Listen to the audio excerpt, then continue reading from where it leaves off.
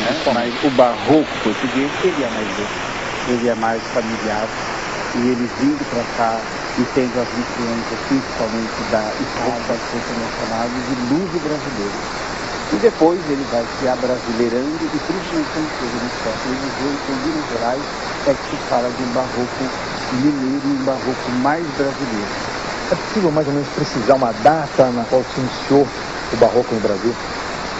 No Brasil, nós podemos falar que assim que chegaram os padres jesuítas, né? E o espírito barroco ele nasce com o Concílio de Trento, em 1552. No Brasil, os primeiros conventos começaram a serem construídos por volta de 1589. Eles foram todos destruídos pelos holandeses, que eram protestantes. E depois, apenas aí por 1610, é que vão começar essas grandes construções. E também Minas vai receber a contribuição dos primeiros bandeirantes, que vão ter uma arquitetura muito simples, muito singela, principalmente com características espanholas, e que vão para as primeiras capelas de Minas Gerais. Então, o sul do país, ou então essa zona leste, ela vai se desenvolver depois, e principalmente quando Rio de Janeiro começa a ser a capital da colônia. Do que muitos pensam, São Paulo também tem as digitais do barroco. Alguns monumentos do litoral paulista são a prova disso, como o Mosteiro de São Bento, em Santos. Sua fachada arcaica é típica do século XVII, mas dentro do mosteiro salta aos olhos a típica influência barroca, com sua opulência dourada e seus entalhes cheios de minúcias. Figura dos padres franciscanos, e o mais importante exemplo vai ser o convento de Santo Antônio em João Pessoa.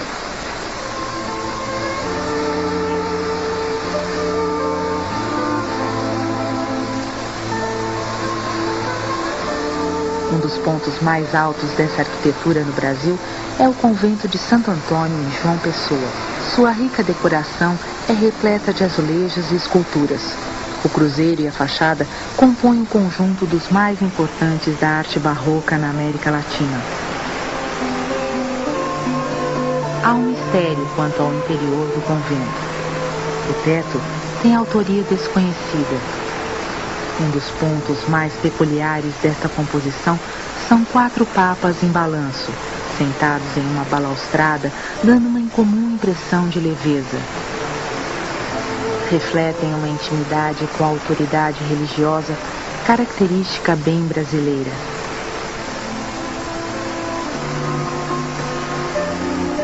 Ouro Preto concentra o melhor do barroco brasileiro ou está espalhado ali, Congonha, São João del Rei, também tem grandes?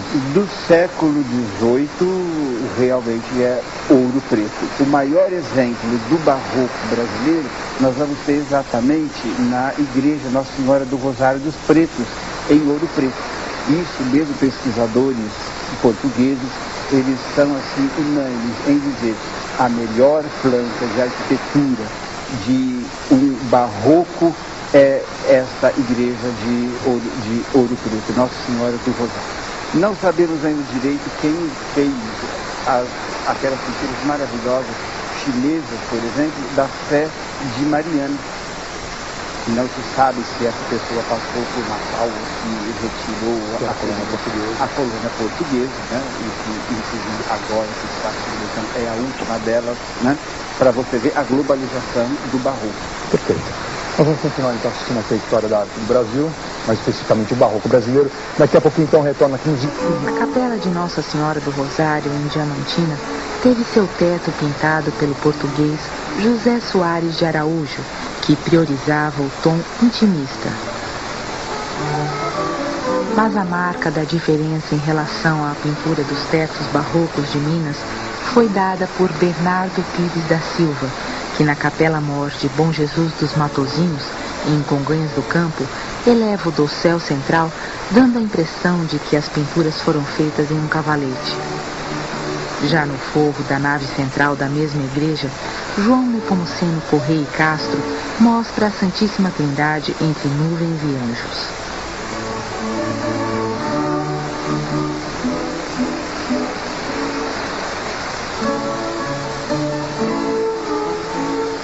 Este conjunto arquitetônico faz parte a Igreja da Ordem Terceira, que tem a fachada projetada por Mestre Gabriel Ribeiro.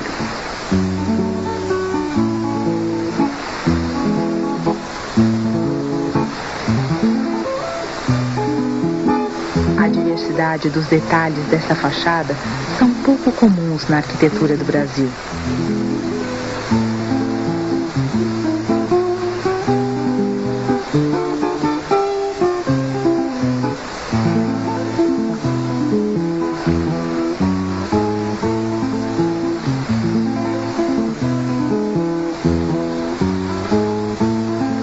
Cachoeira, no conjunto da Ordem Carmelita, o contraste fica por conta da fachada discreta e clássica da Igreja da Ordem Terceira, com o interior talhado em ouro até nas paredes.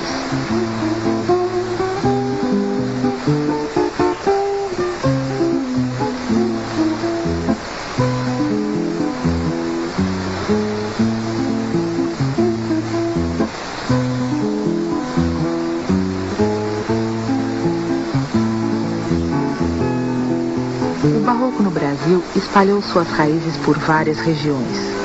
Em cada uma delas, manteve sua essência, mas desenvolveu características particulares. No interior de São Paulo, o dinheiro que veio com o plantio da cana-de-açúcar fez surgir uma tardia escola barroca em meados do século XVIII, especialmente na região de Itu.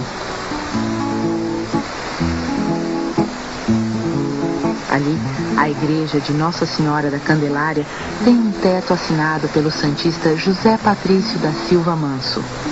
Sua pintura e luminosidade lembram a de muitos artistas mineiros do mesmo período.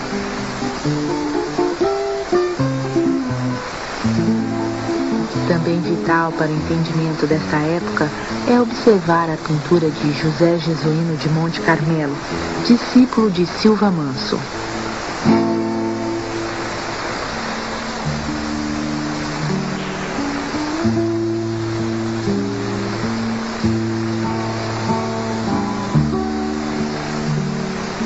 Os mineiros marcaram influência na arte barroca produzida em Goiás, como pode-se observar na rústica e robusta igreja de Nossa Senhora do Rosário dos Pretos, em Luisiânia.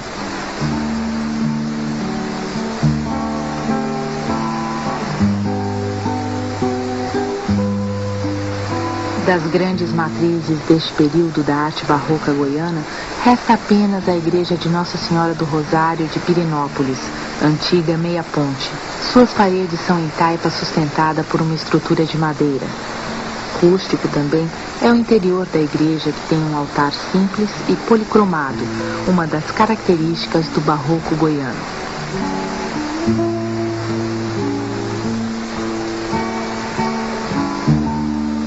Mas é na igreja de Nossa Senhora da Boa Morte, atual Museu de Arte Sacra na cidade de Goiás, que se encontram as obras de José Joaquim da Veiga Vale, que é tido e havido como o mais consistente artista deste período em Goiás. Seus semblantes calmos, pensativos e serenos são sua marca registrada, sem falar de sua luminosidade especial, resultado da aplicação de folhas de ouro às esculturas antes de iniciar sua pintura.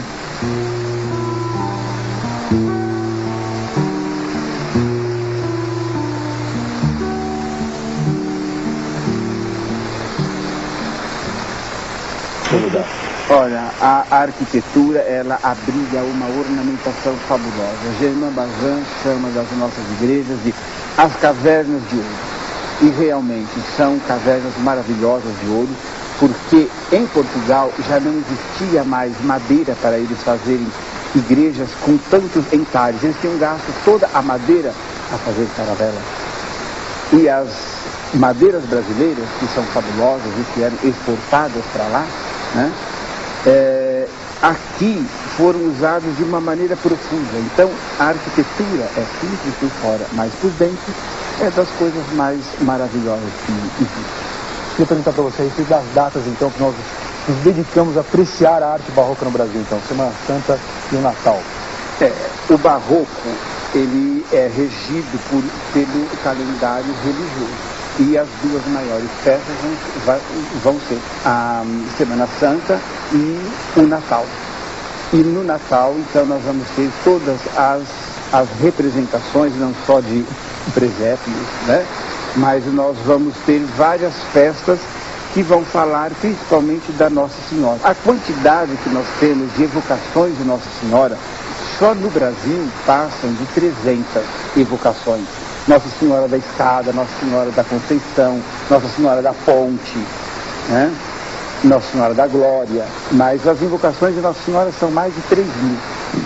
E junto com isso vem, então, a representação do Menino Jesus, junto com a Nossa Senhora.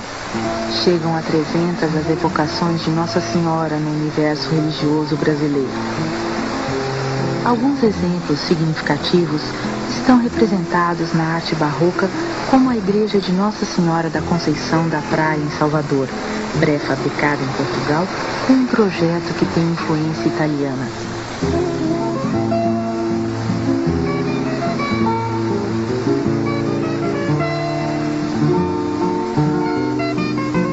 Igreja de Nossa Senhora da Palma, também em Salvador, o que chama a atenção são as pinturas e o teto em perspectiva de José Joaquim da Rocha, influenciado pela Academia de Bolonha.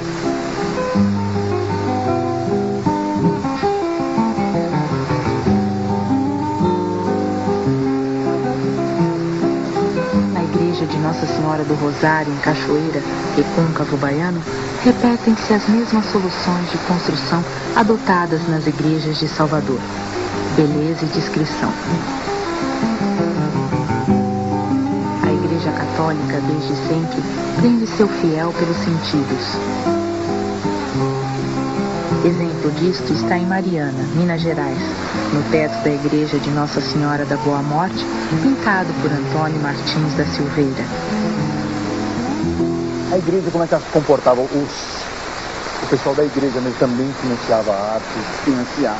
Junto com a sociedade tinha uma interferência, talvez, assim, do padre que estava ali na igreja, ele dizia mais ou menos o que ele queria, ou ele dava liberdade total para os artistas? Não, absolutamente. O padre vinha com um livro, vinha com uma gravura e falava, olha, eu quero esse santo desse jeito. Sempre uma referência. Sempre uma referência. E o melhor artista era aquele que conseguisse fazer melhor aquela referência. Porém, a referência era uma gravura, mas ele tinha que fazer uma escultura, ou tinha que fazer uma pintura. Aquilo tinha que ter cor. Então, o que ele fazia? Ele começava a inventar. E aí, por ele não conhecer essas imagens, como eram ou na Itália, ou em Portugal, ou na Espanha, ele criou um barroco que a gente chama de barroco brasileiro.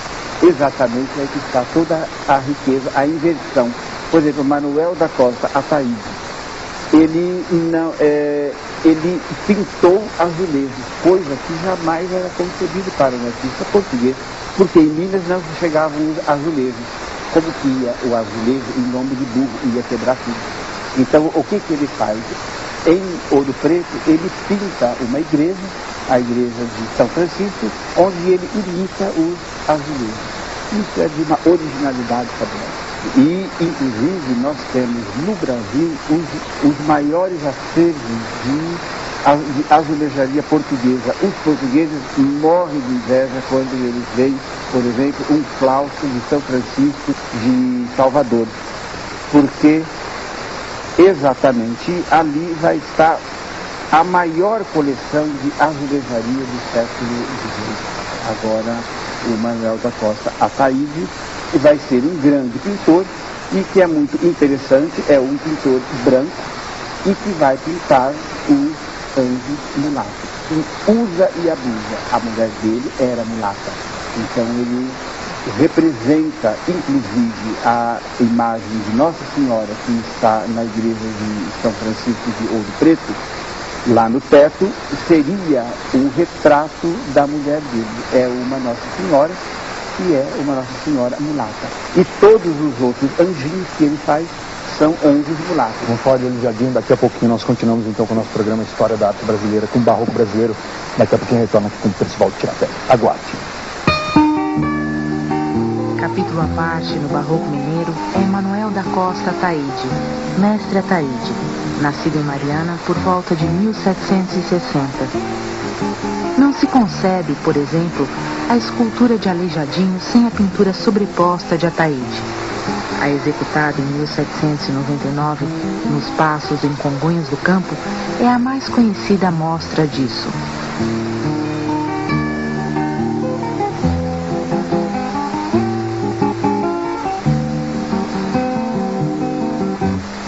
Na trilha aberta pela pintura de Ataíde, o Barroco Mineiro cria novas soluções para a pintura dos tetos das igrejas, como pode-se observar na Capela Mor de Santo Antônio de Santa Bárbara, pintada nos primeiros anos do século XIX.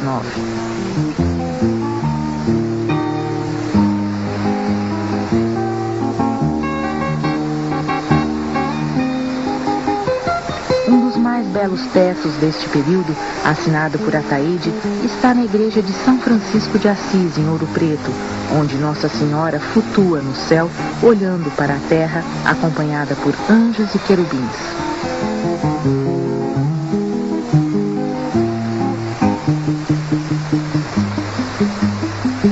Na rica trajetória de Ataíde, sua provável última obra, o teto da igreja de Nossa Senhora do Rosário de Mariana, de 1823, revela uma certa displicência, um despojamento de detalhes.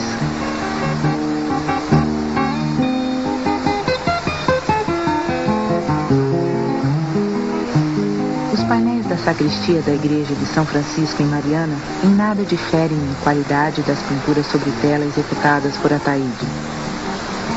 Sua obra é temática e formal. Temática porque está inscrita dentro da tradição católico-religiosa. E formal por marcas características suas, como as pálpebras pesadas, os ombros almofadados e as mãos algumas vezes em garra. Acima de tudo, mestre Ataíde era um inovador.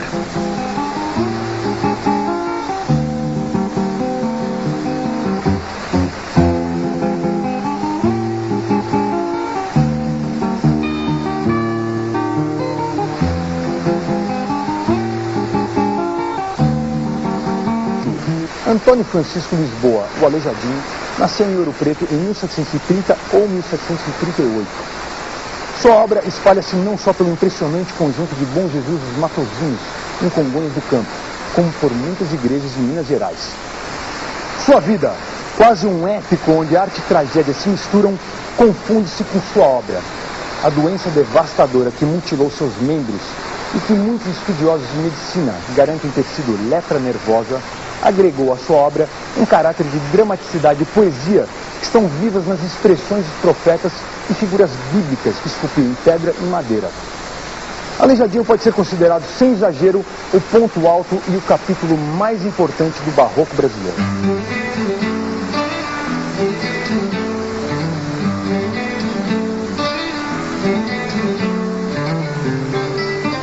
Disse Carlos Drummond de Andrade: era uma vez um aleijadinho, não tinha dedo, não tinha mão, raiva e cinzel lá isso tinha. Era uma vez um aleijadinho, era uma vez muitas igrejas, com muitos paraísos e muitos infernos. Era uma vez São João, Ouro Preto, Mariana, Sabará, Congonhas. Era uma vez muitas cidades, e um aleijadinho era uma vez.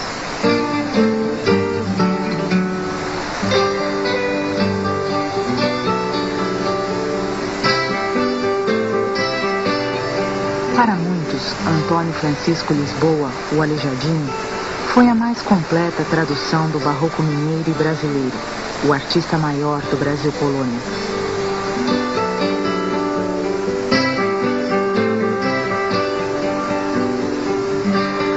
Aperfeiçoou a técnica do lapidador de diamantes no entalhe da madeira e da pedra. O Aleijadinho nasceu em Ouro Preto, em 1730 ou em 1738. Filho do mestre de obras português Manuel Francisco Lisboa e da escrava alforriada Isabel.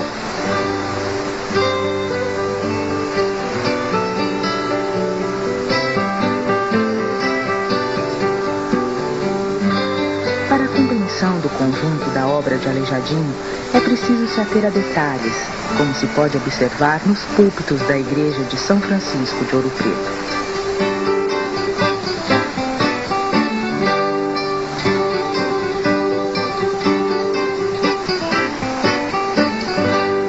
De seu calmo esconderijo, o ouro vem, dócil e ingênuo. Torna-se pó, folha, barra, prestígio, poder, engenho, disse a poeta Cecília Meirelles.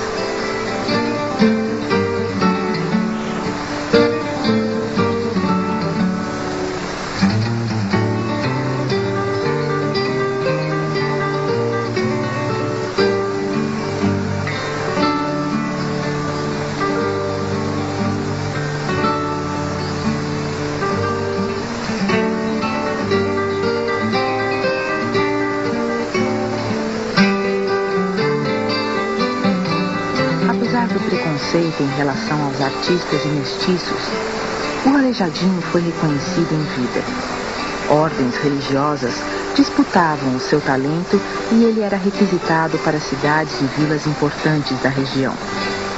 A igreja de São Francisco de Ouro Preto foi a única onde as concepções do Aleijadinho foram plenamente realizadas.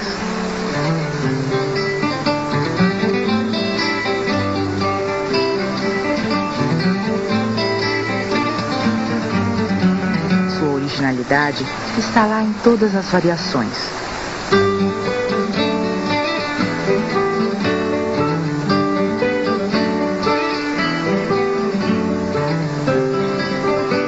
Da fachada às curvas sinuosas do projeto Sem Finas. Mas o talento de Aleijadinho não ficou só nesta igreja.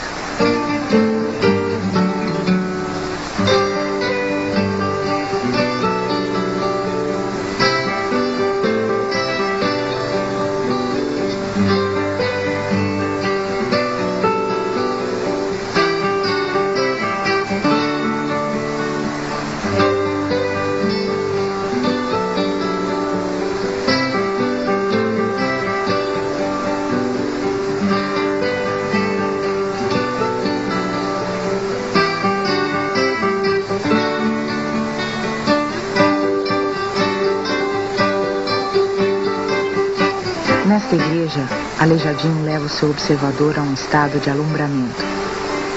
Não há como teorizar em cima de tamanha beleza, competência e sensibilidade.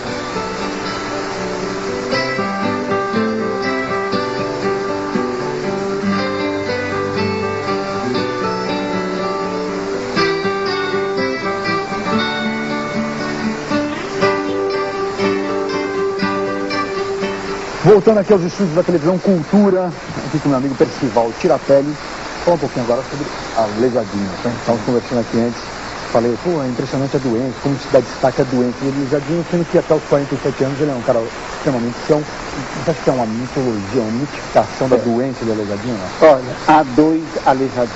O Aleijadinho popular e a gente chamaria o Aleijadinho mítico, que é o Aleijadinho doente, sem dedos, e que se arrasta, e que tem uma doença que ninguém sabe direito o que é, se é lepra, se é sífilis. Então, este é o mito. E existe o outro, que é o artista, que é aquele que é pesquisado e que se tem a comprovação de todas as suas obras. Esse sim é o Antônio Francisco de Lisboa.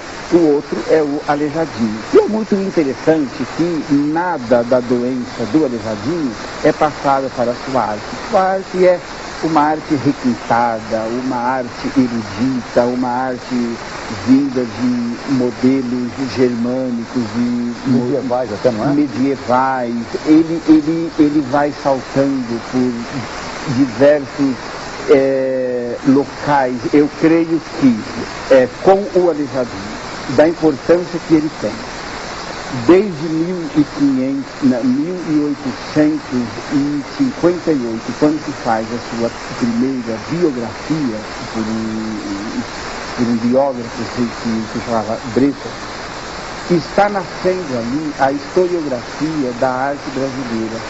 E o Aleijadinho vai ser o artista que cientificamente vai ser mais estudado, exumaram o corpo do Aleijadinho 3 vezes. Para quê? Saber da doença dele, se o homem deixou um legado de arte fabuloso. É isso que nos importa. Aliás, foi uma carreira bem prolífica, não? Porque ele produziu muito em vida, ou não? Produziu muito desde os 16 anos. Ele já tinha feito um chafariz. Depois ele fez a sua primeira obra, que foi o risco da Igreja do Carmo de Ouro Preto. E depois, em 1766, estava fazendo sua obra-prima em termos de arquitetura, que é a Igreja de São Francisco de Ouro Preto. E vai até os quase que 80 anos, em 1803, quando ele termina de fazer Os Profetas. Ele foi santeiro, ele foi um grande entalhador, ele foi um riscador, aquele que desenha para o outro fazer o entalhe. E ele tinha também as suas obras de ateliê. E ele tinha vários artistas que o seguiam. Por isso que a obra dele é muito grande. Agora, cada vez que o Aleijadinho fazia uma obra, ele sempre colocava as suas características dos olhos amendoados, lábios entreabertos. Ele tinha também os anjinhos, que tem um pequeno topete, com a bochechinha. E então ele tem um talhe muito profundo, e sempre que você vê a obra do Aleijadinho, você vê que o planejamento é sempre anguloso. Então você vê uma obra e fala, isso daqui é um Aleijadinho. Ele foi reconhecido na época ou não? Foi, e ele era muito bem pago, mas gastava todo o dinheiro dele. Ele dava muito dinheiro para os pobres. Também era um cara ele era um homem muito místico, sabia latim. Isso a gente percebe pelas inscrições que ele assim coloca. Não há um erro de latim, um homem muito culto, mas ele não guardou dinheiro. Preferiu viver, ele era solteiro, teve um filho. Para finalizar o nosso papo, ele deixou tantas imagens, mas a gente não tem nenhuma imagem do próprio Aleijadinho. Nós temos uma descrição do Bretas, que foi o primeiro biógrafo dele, que é uma descrição um tanto vaga até para... É só um retrato falado que temos mesmo dele ou não? É só um retrato falado, e o Bretas falava assim que ele era muito cabeludo, ele era rancoroso, ele era genioso, ele era baixinho, troncudo, não era nada bonito, mas isso não quer dizer nada, porque a obra dele é tão genial, é tão maravilhosa, que não importa. Como estamos vendo aqui nesse programa. Exatamente. Pessoal, muito obrigado pela sua participação. Elucidou todas as nossas dúvidas aqui. Nós continuamos então com a história da arte brasileira, o barroco brasileiro, aqui nos 30 anos incríveis. Fala.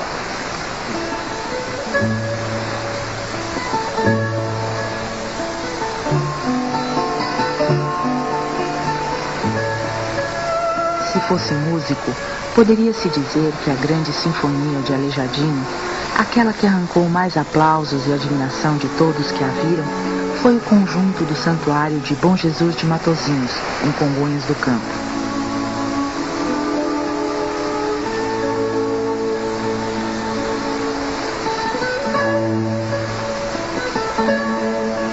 Ele é composto pelas esculturas em madeira e pelos profetas esculpidos em pedra-sabão.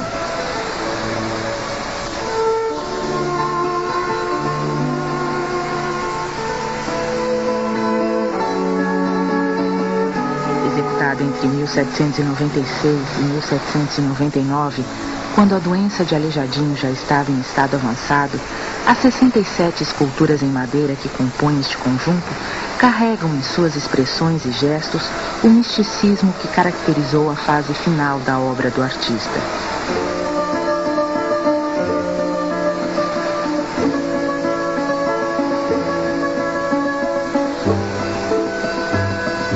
Bem diferente de seus trabalhos iniciais, que os críticos consideram mais serenos.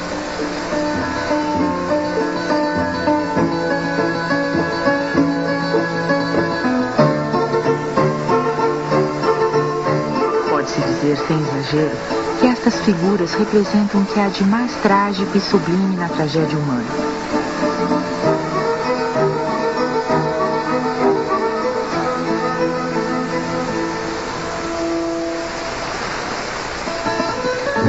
rostos e gestos, fica claro quem é vilão, quem é mártir, quem é prepotente, indiferente, piedoso ou arrogante.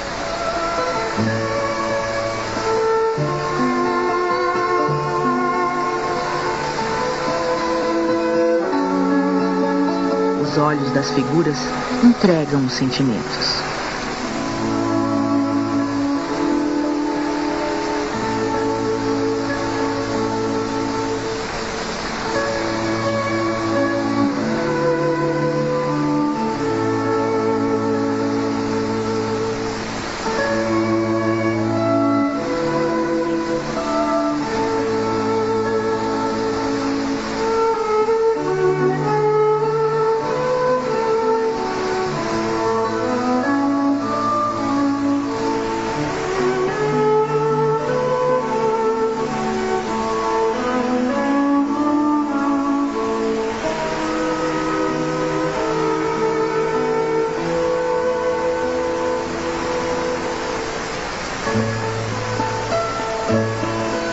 Os profetas de pedra-sabão feitos por Aleijadinho nos últimos anos de sua vida, expostos há muito tempo a céu aberto e aos maus tratos, são a materialização de tudo quanto o artista apreendeu nos seus anos de ofício.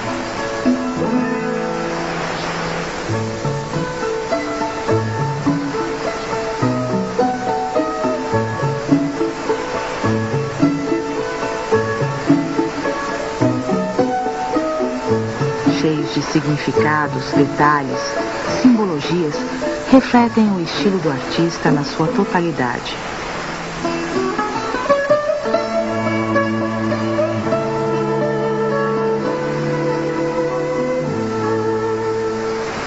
Qualquer adjetivo aqui é dispensável.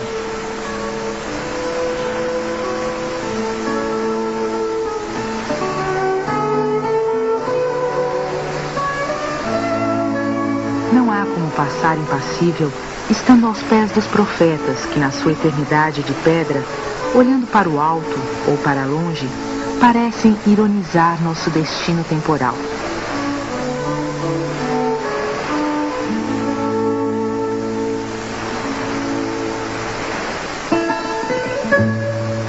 Nós passarinhos. Eles e o Aleijadinho ficarão.